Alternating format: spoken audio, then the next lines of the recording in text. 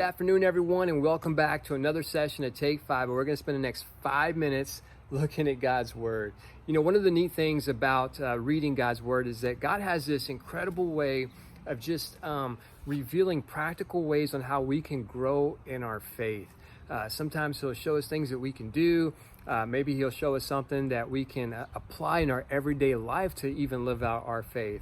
So today, what I want to look at is I want to look at the book of the book of Numbers. So we're going to look at the book of Numbers, and we're going to go to chapter 33. And I'm going to read just a couple of verses there and just kind of point out to you what I've really taken away from these verses, and just let it be an encouragement to us on a practical thing that we can do to help us kind of grow in our faith, and also just to be reminded of how faithful God is.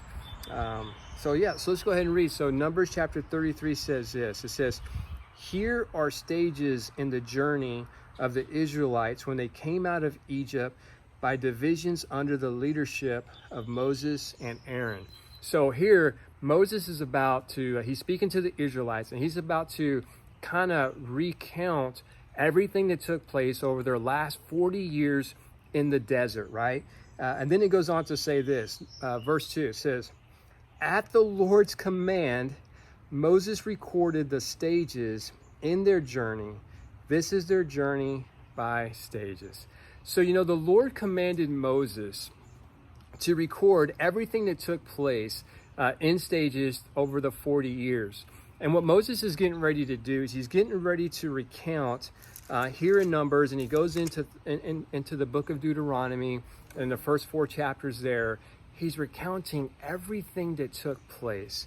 And it's interesting because as you read over the account that Moses delivers, you know, he's like saying, hey man, you know, we came up to this, you guys were bickering and you know, you were complaining that there was no water, and guess what? God gave you water.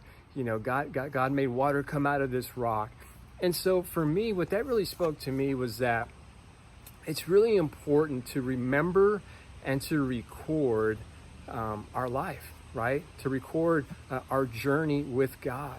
So my encouragement to you all today is to journal. You know, journaling is something that, I'll be honest, I've always struggled with journaling. I love reading, I love praying, but journaling is something that I've struggled with. But I do encourage myself, and, you know, I kind of do it in phases, but I really do try to make it a point to journal, because it's pretty amazing how whenever you're journaling, maybe it's after you've read some scriptures, maybe you journal what took place that week, and you can kind of go back and look and see where God showed up in these situations in your life.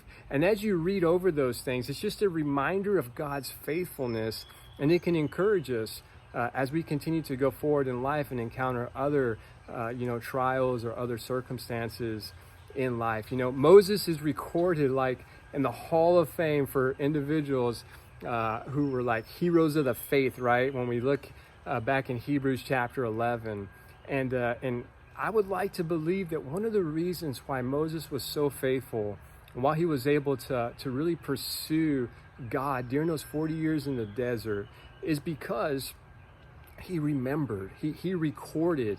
He could go back and see the hand of God in all these different situations and say, God, if your hand was on us during this situation, I know your hand is going to be upon us in this situation over here.